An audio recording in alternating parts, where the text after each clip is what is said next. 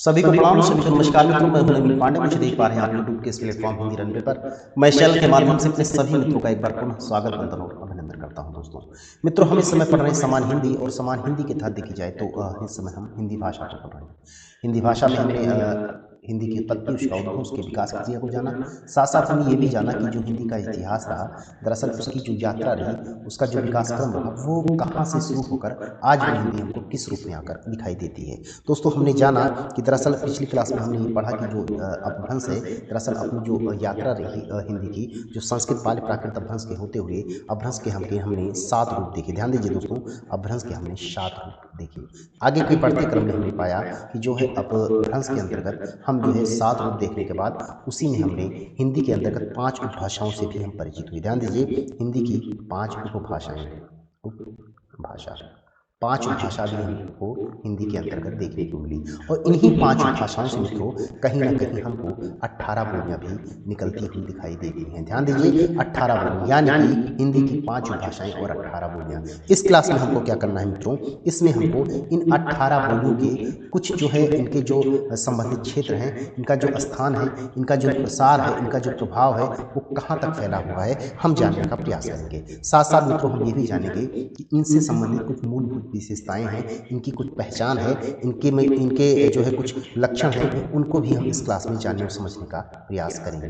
ध्यान दीजिए, बात करते हैं दोस्तों अगर पश्चिमी हिंदी की, तो इसके अंतर्गत हमको 5 बोलियां देखने को मिलती हैं। उनका अगर नाम लिया जाए तो आप आता है खड़ी बोली। ध्यान दीजिए, खड़ी बोली। अगर दूसरी बात किया जाए तो ब्रिज भाषा। ध्यान दीजिए, ब्रिज भाषा। ठीक, अगला होगा हरियाणवी। ध्यान दीजिए, हरियाणवी।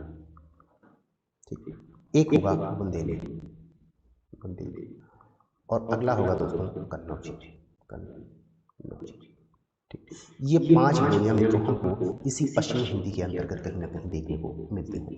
बात करते हैं अगर बढ़ते क्रम में, तो हम पाते हैं कि पहला देखते हैं खड़ी बोली के खड़ी हिंदी के को। तो खड़ी हिंदी को के विषय में थोड़ा बहुत जानने का अगर प्रयास किया जाए तो हम पाते हैं सबसे पहले तो यही जान लीजिए दोस्तों, ये जो खड़ी बोली है, इसका नामकरण देने वाले आते हैं हमारे सामने, जिनका नाम होता है भोलानाथ तिवारी। ध्यान दीजिए, भोलानाथ तिवारी।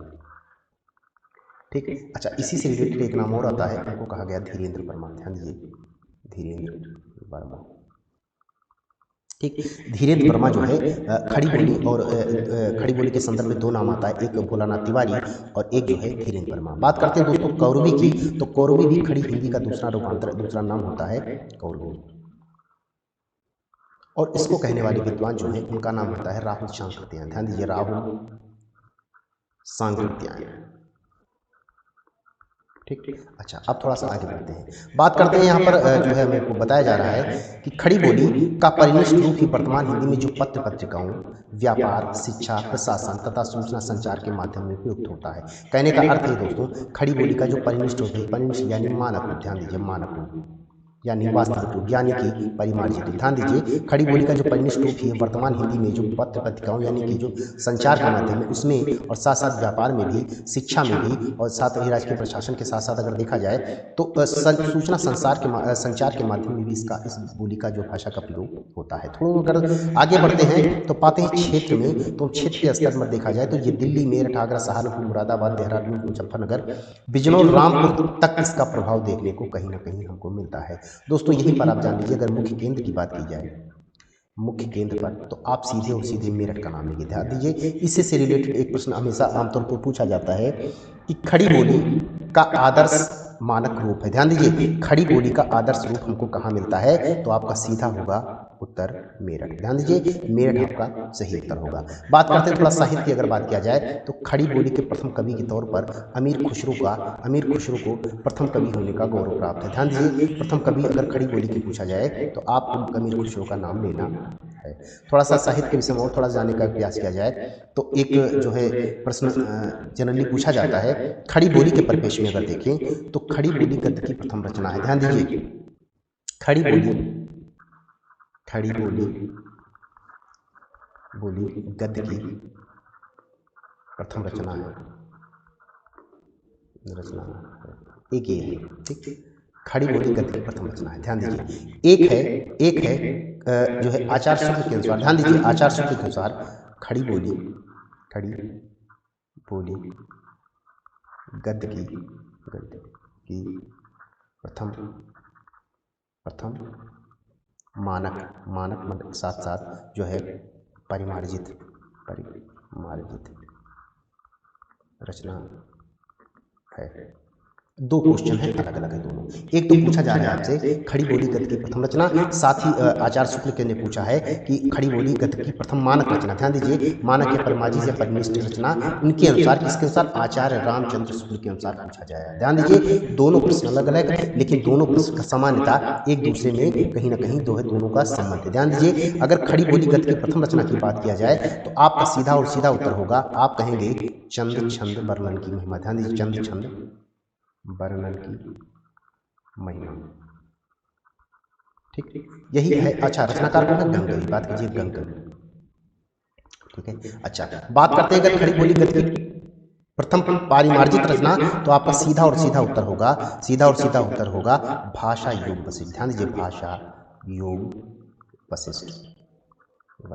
और इसके हैं कौन रचनाकार? आप नाम लीजिए, राम प्रसाद निरंजन। ध्यान दीजिए, राम प्रसाद निरंजन। ध्यान दीजिए, आचार्य शुक्ल के अनुसार है, आचार्य शुक्ल के अनुसार राम प्रसाद निरंजन। ठीक, ये हुआ आपकी आपके जो है दोनों जो है प्रश्न हैं बिल्कुल एक जो है कोरिलेट है, लेकिन फिर भी दोनों हैं एक साथ होते हुए भी बिल्कुल अलग है। अच्छा, बात करते हैं थोड़ा महाकाव्य के अंतर्गत। तो आप देख लीजिए दोस्तों, अगर सामान्यतः आपसे पूछा जाए कि हिंदी का प्रथम महाकाव्य, तो आप बता सकते हैं कि पृथ्वीराज अशोक को कहा गया है, जिनका जो समय माना जाता है वो माना जाता है 1193। ध्यान दीजिए, 1193 ये आपका जो है उत्तर होगा। अगर सामान्यतः आपसे पूछा जा रहा है कि हिंदी का प्रथम महाकाव्य, तो आप नाम लेंगे कि ये पृथ्वीराज अशोक 1193, जिसमें है कौन? जिसमें जो है पृथ्वीराज अशोक और जो है नायिका है संगीता है, उसमें है क्या? उसमें जो है दोनों का प्रेम पर आधारित ये महाकाव्य। ध्यान दीजिए, दो महाकाव्य है, और साथ ही साथ जो वो पृथ्वीराज रासो जो है, पृथ्वीराज के अंतर्गत रासो के अंतर्गत पृथ्वीराज यानी कि पृथ्वीराज धीरोदात्त श्रेणी की नायक हैं, और पृथ्वीराज के जो नायिका हैं वो है संयुक्ता, जो है वो मुग्धा श्रेणी की नायिका है। ये जो है इसका सामान्य परिचय हुआ। ध्यान दीजिए दोस्तों, अगर यही आपसे पूछा जाए कि खड़ी बोली के अंतर्गत प्रथम महाकाव्य, ध्यान दीजिए, खड़ी बोली का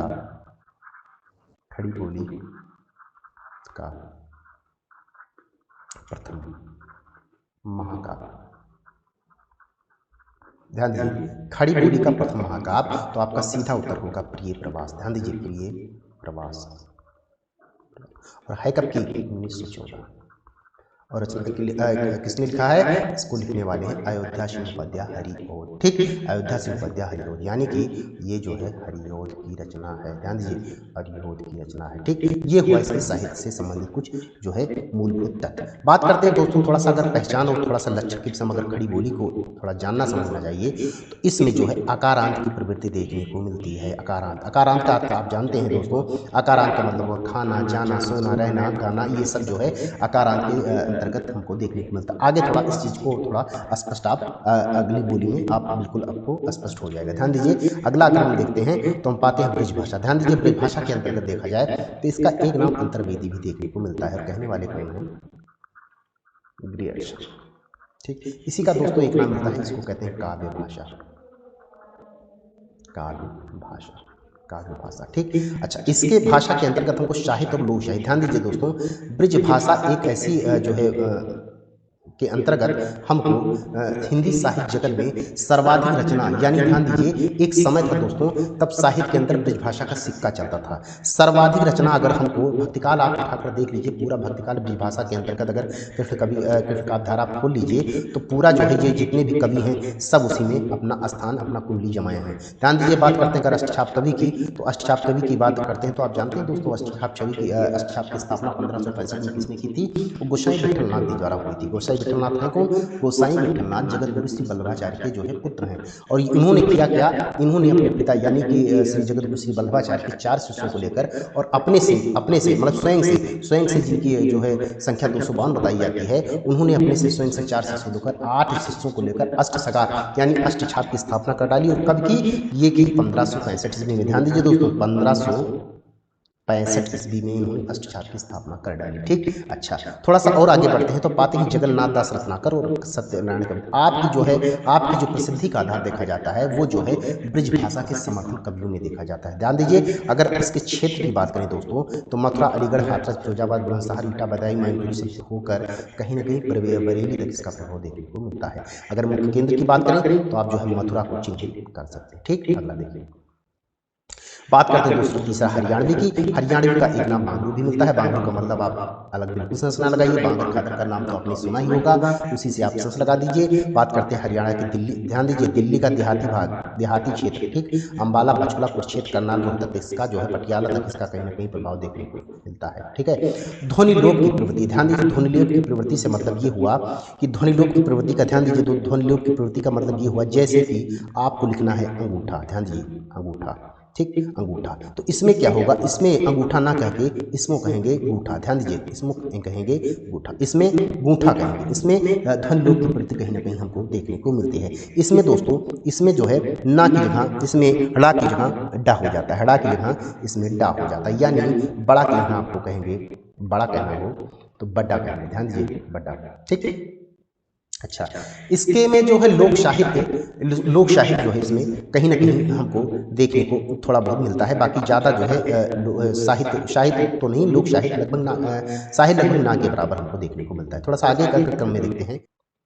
देखिए बुंदेली की बात करते हैं दोस्तों, तो बुंदेली भारत की विशेष क्षेत्र बुंदेलखंड की प्रसिद्धि बोली। ध्यान दीजिए बुंदेलखंड की प्रसिद्धि का आधार है कौन, बुंदेली। बात करते हैं अगर क्षेत्र की, तो उत्तर प्रदेश की, मध्य प्रदेश की सीमा रेखा, ध्यान दीजिए यूपी और एमपी का जो बॉर्डर है उसी के अंतर्गत आने वाले जो क्षेत्र हैं, जैसे कि छतरपुर, जालौन, हमीरपुर, ओरछा, ग्वालियर, चांदर, होशंगाबाद तक की कहीं ना कहीं फैली हुई है। लोक साहित्य की अगर बात करते हैं तो आप जानते हैं जगत प्रसिद्ध इसको कहते हैं आल्हा खंड। ध्यान दीजिए आल्हा खंड जो है यही की उपलब्धि मानी जाती है। आल्हा खंड से आपको याद आया होगा जगनिक का परिमाल रासो। ध्यान दीजिए इसकी अगर कुछ विशेषताओं को देखते हैं तो जैसे वा का जो है बा हो जाएगा, यानी कि विवाह को विवाह। ध्यान दीजिए अगर यद्यप को यद यद यद लिखा है तो यद को या का जा हो जाएगा, यानी यद को जद लिखा जाएगा। अगर सा है दोस्तों, सा का छा हो जाएगा, यानी कि अगर संग है तो छंग हो जाएगा। या यहाँ की कुछ मूलभूत विशेषताएं हैं, आगे के क्रम में हम देखते हैं। ध्यान दीजिए आगे के क्रम में हम देखते हैं। ध्यान दीजिए अगर प्राचीन काल कनौजी की बात करते हैं दोस्तों, तो प्राचीन काल में कानकुब्ज, कानकुब्ज नामक प्रादेशिक क्षेत्र के आधार पर प्रसिद्धि मिला। ध्यान दीजिए कानकुब्ज एक प्रादेशिक क्षेत्र के आधार पर इसकी प्रसिद्धि मिलती है,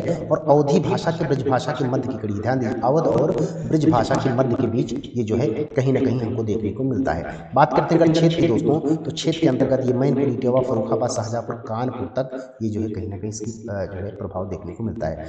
मुख्य तौर पर ये जो है चिन्हित किया गया है कि फर्रुखाबाद को मेन केंद्र के तौर पर जाना जाता है। लोक साहित्य की प्रवृत्ति कम देख, लोक साहित्य की प्रवृत्ति थोड़ा बहुत है, ज़्यादा नहीं है, ज़्यादा इसमें साहित्य या लोक साहित्य ना ही के बराबर देखने को मिलता है। शब्दों में उकारांत, ध्यान दीजिए उकारांत, उकारांत से कुछ समझने का प्रयास करिए। उकारांत, उकारांत, उकारांत का मतलब ये हुआ दोस्तों, उकारांत का मतलब ये हुआ कि जैसे कि हुआ तुम्हारा। ध्यान दीजिए तुम्हारा, तो यहाँ पर होगा तुम हाओ, तुम हाओ, जैसे होगा गया तो यहाँ पर होगा गयो। तो ये जो है ओकारांत की प्रवृत्ति देखने को मिलती है। ठीक है, ये जो है इसकी कुछ मूलभूत पहचान देखने को हमारे सामने आ रहे हैं। ध्यान दीजिए अगला देखिए, तो हम पाते हैं दोस्तों, देखिए पूर्वी हिंदी। ध्यान दीजिए दोस्तों पूर्वी हिंदी के अंतर्गत हम पढ़ेंगे अवधी। ध्यान दीजिए पूर्वी हिंदी के अंतर्गत आने वाली 3 बोलियां, वो 3 बोलियां कौन कौन है, वो 3 बोलियां हैं अवधी, बघेली और छत्तीसगढ़ी। ध्यान दीजिए अवधी, बघेली और छत्तीसगढ़ी। बात करते हैं दोस्तों पूर्वी हिंदी, तो ये निकली है आपकी अर्धमागधी अपभ्रंश से। ध्यान दीजिए जो इनकी बोलियां हैं वो 3 बोलियां हमको इस उपभाषा के अंतर्गत मिल रही है। क्या क्या, अवधी, बघेली और छत्तीसगढ़ी। ध्यान दीजिए छत्तीसगढ़ी। ठीक, ये जो है हमको ये बोलियां मिल रही हैं। अच्छा, थोड़ा सा अगर जानने का प्रयास किया जाए उसको, तो आप जानते हैं कि अवधी जो है ये जो है इसका जो स्थान है, इसका जो मुख्य केंद्र है वो जो है अयोध्या। ध्यान दीजिए अयोध्या के साथ साथ आधुनिक फैजाबाद। ध्यान दीजिए आधुनिक फैजाबाद, आधुनिक जो है फैजाबाद, यानी कि आधुनिक फैजाबाद अयोध्या मानी कि जन्मभूमि। ध्यान दीजिए उत्तर प्रदेश के अगर उत्तर अवध क्षेत्र में प्रसिद्धि का आधार, ध्यान दीजिए अवधि का है ये अवध क्षेत्र की जो है इसी से इसका प्रसिद्धि का आधार माना जाता है। बात करें क्षेत्र की, तो ये उन्नाव, लखनऊ, फतेहपुर, मिर्जापुर, रायबरेली, सीतापुर, गोंडा, बहराइच, बलरामपुर, बस्ती से होते हुए सुल्तानपुर तक, प्रतापगढ़, बाराबंकी तक इसका प्रभाव देखने को कहीं न कहीं हमको मिलता है। अगर दोस्तों साहित्य की बात किया जाए, तो साहित्य में हम जानते हैं साहित्य में इसके साथ साथ इसमें लोक साहित्य भी मिला। बात करते हैं थोड़ा साहित्य के कवियों की, तो आता है कि कुतुबन, जायसी, उस्मान, गोस्वामी, तुलसीदास के साथ साथ एक नाम मिलता है और वो है मुल्ला दाऊद। ध्यान दीजिए मुल्ला दाऊद, और मुल्ला दाऊद की रचना क्या है, वो है चंदायन। ध्यान दीजिए चंदायन, ये हो गई इसकी कुछ पृष्ठभूमि। ध्यान दीजिए, थोड़ा सा इसकी विशेषताओं के विषय में अगर पढ़ता है जो है पढ़ा जाता है तो हमको मिलता है कि जैसे जैसे मित्रों यहाँ पर कहा जाएगा या को जा कहा गया। ध्यान दीजिए, या को जा कहा गया। जैसे कि आपको यज्ञ कहना होगा तो यहाँ पर यज्ञ कहा जाएगा। ध्यान दीजिए, अगर बात करते हैं यहाँ पर अड़ा को तो यहाँ पर ना कहा गया। जैसे कि प्राण के यहाँ, ध्यान दीजिए, प्राण के यहाँ पर प्राण कहा गया। ध्यान दीजिए, यहाँ पर ला को रा की प्रवृत्ति देखने को मिलती है। जैसे कि फलाहार की जगह फराहार कहा गया है। ध्यान दीजिए दोस्तों, वा को जो बा कहा गया। ध्यान दीजिए, कुछ चीजें जैसे वा को आ की संज्ञा, जैसे कि छुवत की जगह छुअत कहा गया। ध्यान दीजिए, जैसे कि छुवत की जगह छुअत। ध्यान दीजिए, ये जो है कुछ मूलभूत प्रवृत्तियां हमको यहाँ पर देखने को मिल रही हैं। ध्यान दीजिए, थोड़ा सा आगे चलते हैं। अगर बात करते हैं दोस्तों बघेली की, तो बघेली के अंतर्गत हम पाते हैं कि जो अवधि का क्षेत्रीय रूप है ये कहीं कहीं अवधि के क्षेत्रीय रूप से ही विकसित है और इसको उसी के नाम से भी जाना जाता है, लेकिन मुख्य केंद्र के तौर पर यहाँ पर रीवा को चिन्हित किया गया है। क्षेत्र की अगर बात करें तो जबलपुर, दमोह, मंडाला, बालाघाट, फतेहपुर, हमीरपुर जो है इसके कुछ प्रभावित क्षेत्र हैं। यहाँ अवधि का बा का बा हो जाता है, यानी कि आवा को यहाँ पर आवा कहा गया। ध्यान दीजिए, यहाँ आवा को आवा कहा गया। ध्यान दीजिए, अगर छत्तीसगढ़ की दोस्तों बात करें तो इसका एक नाम खलटाही भी देखने को मिलता है, बहुत ही इंपॉर्टेंट है। ध्यान दीजिए, खलटाही इसका एक नाम कई बार परीक्षाओं में पूछा गया। अगर किसी विकास अर्धमालवी अभ्रंश से हुआ है, सही बात है। बिलासपुर, सरगुजा, कोरिया, रायगढ़, खैरागढ़, रायपुर, दुर्ग, नंदगांव इसके जो है कुछ प्रभावित क्षेत्र हैं। अल्पप्राण महाप्राण की ध्वनियों में परिवर्तन है। सा के स्थान पर छा का प्रयोग, जैसे कि संग की जगह यहाँ पर हो जाएगा छंग। ध्यान दीजिए, छंग। जैसे कि आपको अगर सीता कहना होगा सीता तो यहाँ पर छीता। ध्यान दीजिए, अगर बात करते हैं थोड़ा सा और जो है इसको थोड़ा और टटोलते हैं तो हम पाते हैं जैसे सात को तो सात को जगह छात। ध्यान दीजिए, छात। ये जो है इसकी जो कुछ पहचान के तौर पर हमको मिलता है, कुछ पहचान के तौर पर हमको यहाँ पर प्रवृत्ति देखने को मिलती है। बात करते हैं दोस्तों थोड़ा सा अगर अगले क्रम में बढ़ते हैं तो तीसरे नंबर पर आती है हमको राजस्थानी हिंदी देखने को मिलेगा। ध्यान दीजिए दोस्तों, राजस्थानी हिंदी में हमको मारवाड़ी, मेवाती, मालवी, जयपुरी ये चार भाषाएं, चार बोली हमको क्रमशः देखने को मिल रही हैं। ध्यान दीजिए, अगर पश्चिमी हिंदी, सबसे बड़ी चीज जो इसकी जो है ज्यादातर एग्जामों में जो पूछा जाता है वो ये पूछा जाता है कि पूछ लिया जाएगा कि जैसे मारवाड़ी है तो ये पश्चिमी राजस्थानी के अंतर्गत आती है, पूर्वी के अंतर्गत। ये चीज़ आपको बिल्कुल नॉट डाउन होना चाहिए, ये बिल्कुल आपको कंठस्थ होना चाहिए। ये चीज़ें आपको बिल्कुल रटाई होनी चाहिए कि ये जो है पश्चिमी हिंदी राजस्थानी के अंदर मारवाड़ी है, उत्तरी राजस्थानी के अंदर मेवाती है और दक्षिणी राजस्थानी के अंदर मालवी है, वहीं पूर्वी राजस्थानी के अंदर देखिए तो आपको जयपुरी आती है। ठीक, अगला देखिए बिहारी हिंदी, बात चौथी की हो रही है। बिहारी हिंदी की अगर बात करें दोस्तों तो भोजपुर का मतलब एक भोजपुर जो है शाहबाद का जिला होता था भोजपुर, उसी भोजपुर के गांव पर कहीं ना कहीं भोजपुरी की जो है हमको प्रसिद्धि देखने को मिलती है। बात करते हैं अगर क्षेत्र की तो ये बनारस, गाजीपुर, बलिया, गोरखपुर, आजमगढ़, शाहबाद जो है चंपारण, देवरिया से लेकर महाराजगंज, आजमगढ़, कुशीनगर, समझिहार नगर, चंदौली, मऊपुर, जौनपुर तक इसका प्रभाव देखने को मिलता है। ध्यान दीजिए, ये जो है एक कहा जाता है कि जो भोजपुरी है ये भोजपुरी का जो आधार माना जाता है वो पूर्वी जो है